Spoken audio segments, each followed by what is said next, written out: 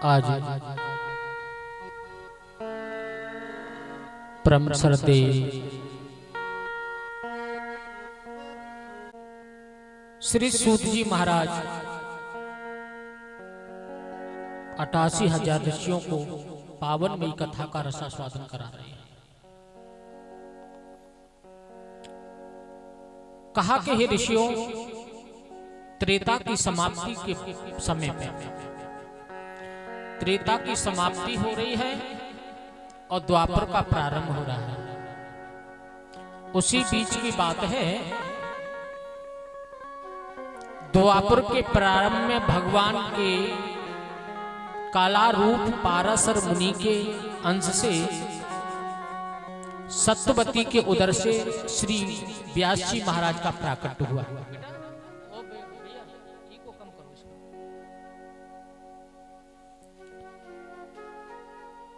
व्यास जी का प्राकट्य हुआ।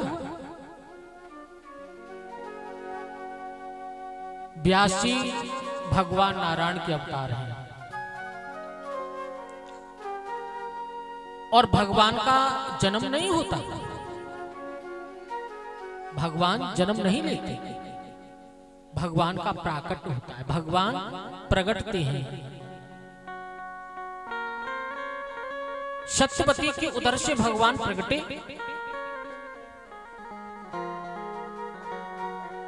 एक दिन की बात है। द्वापरे शमनम प्राप्तये तृतीये युग पर्वर्ये जातम पराशरा घोगी बसप्यम कलयाम हरि। जब पाराशर मुनि के अंश से सत्यवती के उदर से व्यास जी का प्राकट्य हुआ,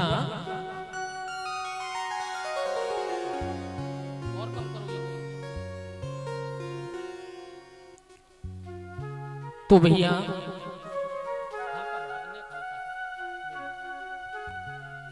तो उसी समय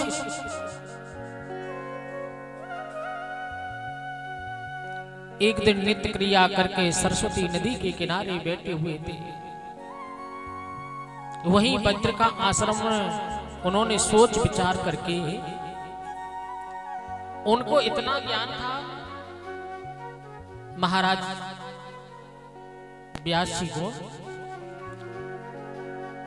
भूत और भविष्य और वर्तमान तीनों को उनको ज्ञान था। उन्होंने मन में विचार किया कि अब यहां से आगे लोग आलसी हो जाएंगे, तो वेद का अध्ययन कैसे करेंगे? वेद तो काफी बड़ा है, उसे कैसे पढ़ेंगे? उसका अध्ययन कैसे करेंगे? क्योंकि आलसी मनुष्यों को हनुमान चालीसा पढ़ने में भी बड़ी दिक्कत आती है, जबकि हनुमान चालीसा का अगर पाठ करोगे 1-2 मिनट में हो जाता है। व्यास जी ने मन में विचार किया, इतने वेद पुराण को कौन इसका अध्ययन करेगा? तो व्यास जी ने उस वेद की 4 शाखाएं कर दी, 4 भागों में वेद को बांटा। पहली शाखा का नाम दिया उन्होंने ऋग्वेद। पहली जो शाखा थी 4 भागों में बांटा, तो पहली शाखा को ऋग्वेद नाम से विख्यात किया।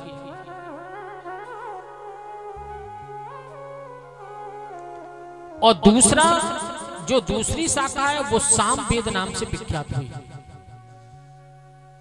तीसरा जो शाखा है वो यजुर्वेद नाम से विख्यात हुआ। चौथी शाखा अथर्ववेद नाम से विख्यात हुई। वेद की 4 शाखाएं की व्यास जी ने। वो शायद अब ये छोटा हो गया तो अब लोग इसको अध्ययन कर लेंगे।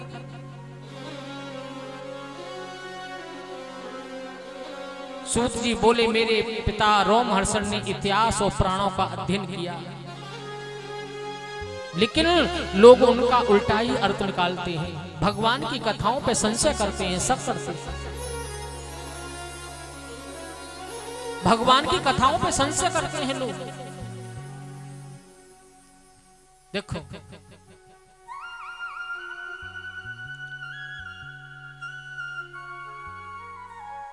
भगवान की कथा का एक एक प्रसंग ऐसा है जिसका कोई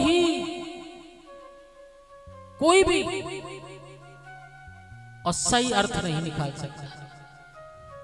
रामचरितमानस की एक एक चौपाई में इतना मर्म छुपा है जो प्राणी अपना जीवन काल समाप्त कर देगा पर लेकिन उसका अर्थ नहीं निकाल सकता।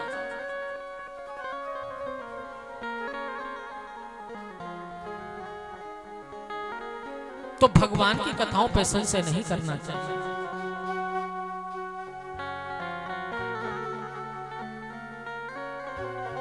इसके बाद व्यास जी ने परीक्षित जी महाभारत की रचना की, महाभारत का लेखन किया, लेकिन मन को शांति नहीं मिली। अनन्य प्रकार के प्राणों को लिखा, वेद का विभाजन किया, तब भी उनके मन में शांति नहीं मिली, मन अशांत रहता है। अच्छा, जीवन में धन काफी हो, बहुत सारा हो, ऐशो आराम की हजारों वस्तुएं हो, लेकिन मन को संतोष ना हो तो इन वस्तुओं से कोई लाभ होने वाला है क्या? कोई लाभ नहीं हो सकता, मन को शांति ना हो तो। व्यास जी ने अनन्य प्रकार के प्राणों को लिखा, फिर भी मन अशांत है।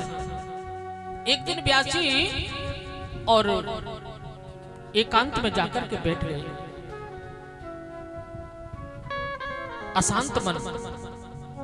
नारद बाबा वहां से निकले। नारद बाबा ने पूछा, कहिए व्यास जी आपका मन अशांत क्यों है, क्या कारण है? आपके मन में अशांति कैसे फैली हुई है? तो कहने लगे, महाराज मैंने नाना प्रकार के प्राणों को लिखा, लेकिन फिर भी अब ना जाने क्यों मेरे मन में शांति नहीं है, मुझे शांति नहीं मिल रही है, मतलब मेरे मन को संतोष नहीं है। नारद जी ने कहा,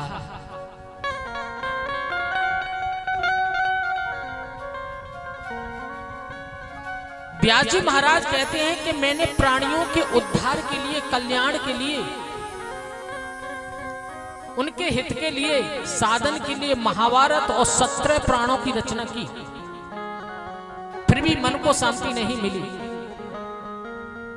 मेरा मन आत्मा शांत नहीं है, कृपया आप मेरे इस असंतोष का कारण बताओ। व्यास जी क्या कह रहे हैं कि मैंने 17 प्राणों की रचना कर दी, लेकिन मेरे मन में फिर भी शांति नहीं हुई, क्यों? ऐसा क्यों है? नारद बाबा कहने लगे, यथा धर्माचार्थ मुनियान वार्तकीतता न तथा वासुदेवस्य मैं महान वर्णता। नारद जी बोले, हे व्यास जी, जिस तरह आपने इन 17 प्राणों में क्या लिखा है? व्यास जी ने 17 प्राणों में किसके बारे में लिखा? अर्थ, काम, मोक्ष, इन साधनों के बारे 17 प्राणों में लिखा है। उनका 17 प्राण जो है उनमें उसका लेखन है, उसकी व्याख्या है। नारद जी कहते हैं आपने अर्थ, काम, मोक्ष इनकी बारे में लिखा, लेकिन इन 17 प्राणों के अंदर आपने कोई ऐसी प्राण में भगवान कृष्ण की महिमा हो उसका लेखन नहीं किया, उसका उल्लेखन नहीं किया। और देखो भैया, मन को शांति देने का लाइसेंस तो भगवान कृष्ण के पास में है, मेरे गोविंद के पास में है। जिस व्यक्ति का मन कृष्ण के चरणों में आसक्त ना हो, जिस व्यक्ति का मन और भगवान कन्हैया के चरणों में ना लगा हो, उनके मन में सदा अशांति ही बनी रहेगी, उनका मन कभी शांत नहीं रह सकता। देखो, वैसे मन को शांति देने के 6 साधन हैं। मन को शांति ना हो तो 6 साधन है, इन 6 साधनों से मन को शांति मिल सकती है। वो कौन कौन से 6 साधन हैं? एकांत वासो लघु भोजनादो मौनम निराशा करुणावरोध मुनरसे संयमनम सडेत चित्यम प्रसादम जनयति शीघ्रम। क्या साधन है परिचित? एकांत वासो लघु भोजनादो।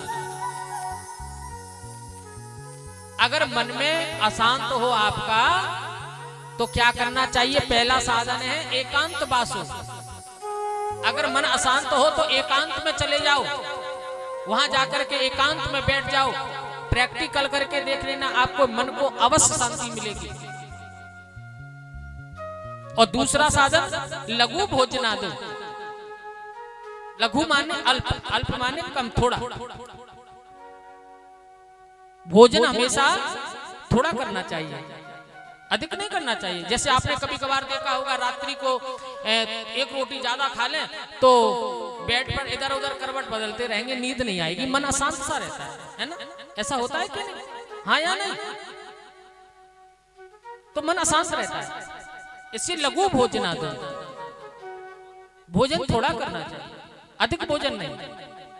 जीवन में भोजन कितना ग्रहण करना चाहिए परीक्षित जी? जीवन में भोजन उतना करो जिससे जीविका चल सके।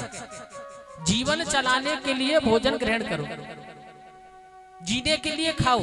लेकिन आज तो उल्टा ही हिसाब हो गया है, बोले जीने के लिए नहीं खाते, वो खाने के लिए जी रहे हैं, है ना? सुबह भी खाया, उठते ही खाया, सुबह उठते ही खाने में लग गए। और कुछ कुछ तो माताएं बंधु, भाई बंधु ऐसे भी होते हैं, बगैर मुंह धोए चाय नाश्ता तो कर ही लेते हैं। हाँ? और देखिए इतना खाते हैं कि उनकी बमन हो जाता है, तबीयत भी खराब हो जाती है, तब भी कोई असर नहीं पड़ता। अच्छा एक बात बताओ, भूखा कोई मरा है? खा करके तो बहुत सारे मर गए। तो इसलिए जीवन में याद रखो, सिर्फ जीने के लिए खाओ, अधिक भोजन ग्रहण मत करो। दूसरा साधन क्या है?